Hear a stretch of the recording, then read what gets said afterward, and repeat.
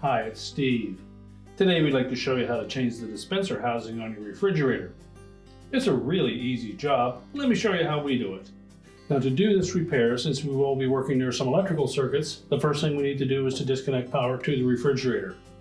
So either pull it far enough forward that you can unplug it, or locate the electrical panel, turn off the appropriate breaker, or remove the appropriate fuse. Now, once we've done that, our next step will be to remove this drip tray.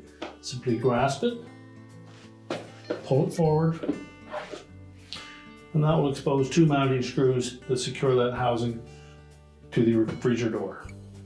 Using either a 1/4-inch hex head or a Phillips screwdriver, remove these two screws.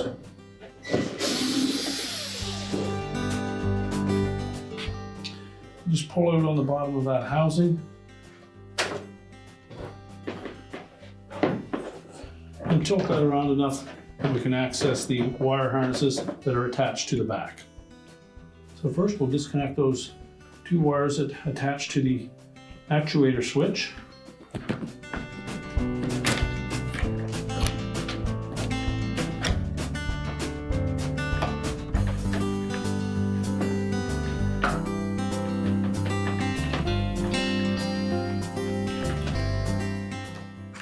And if you have a hard time getting that wire off, you can also just remove that switch from the housing. There are two plastic tabs here. Simply spread those apart while lifting up on the switch. And then you can grasp the switch easier and pull that wire off. Also need to disconnect the wire harness to the display board. Simply lift up on that locking tab.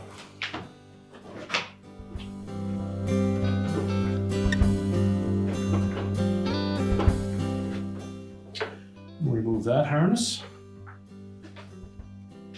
And now we'll set that housing aside so that we can remove the display board and put it onto the new housing.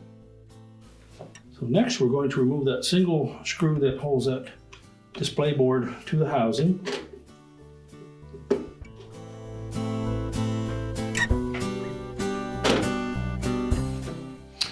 And then it's held to the housing with 4 clips on either side. So we need to gently spread those clips out to release them from the board.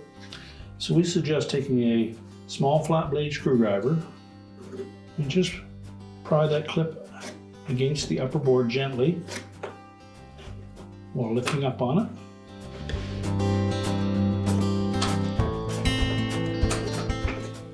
And just continue to do that for all 4 clips.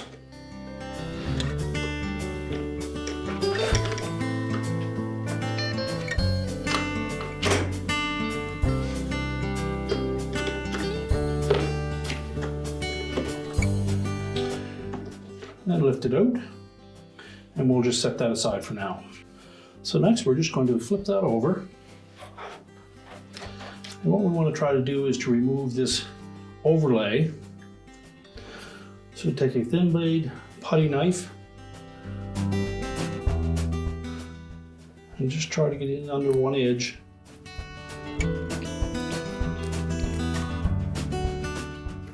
These are a self-adhesive piece, and you may or may not be able to get that off without damaging it.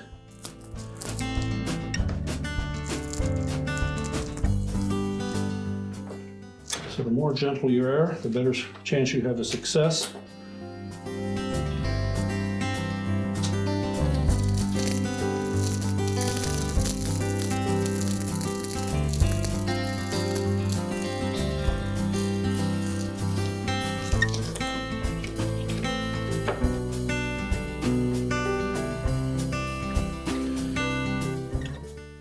Now, if there's enough adhesive left on that, you should be able to reuse it.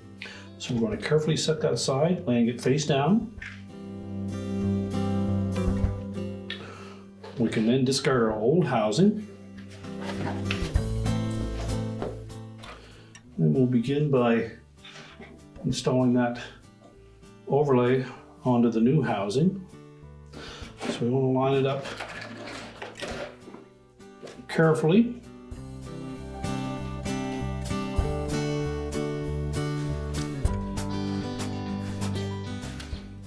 And just press it firmly into place.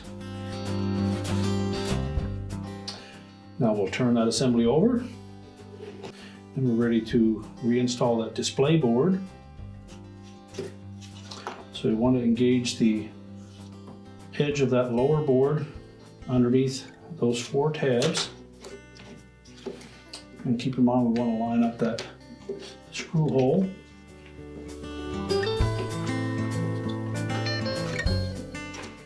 So with that properly lined up, we just need to press in on that lower board and just use enough pressure that it will drop in behind that clip. If you wish, you can take a little bit of pressure off that clip using a flat blade screwdriver.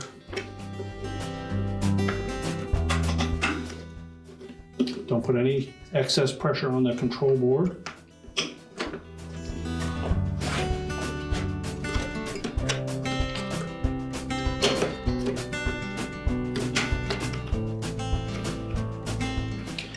Just ensure that all 8 of those clips are engaged. We'll install the retaining screw. And now we're ready to take that assembly and put it back on the refrigerator. So our next step will be to reconnect the wire harnesses. We'll start with that large one on the top. We simply need to line it up with the connector on that display board. And then press it firmly into place. And next we'll attach the wires to the switch.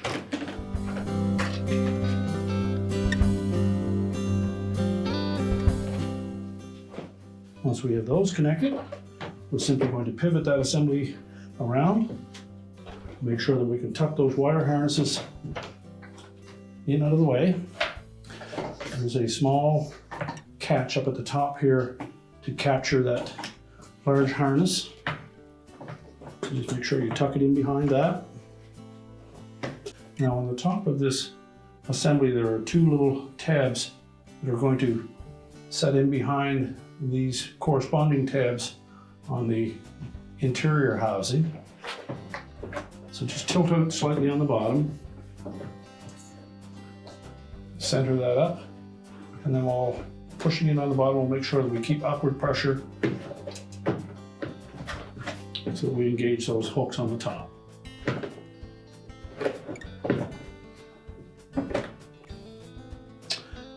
And then we'll get the 2 retaining screws for the bottom.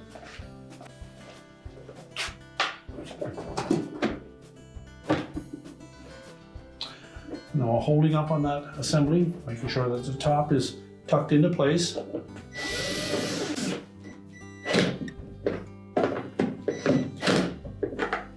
We'll slide our drip tray back into place. Just press it flat and then push it straight back. We're now ready to reconnect the power, and our repair is complete.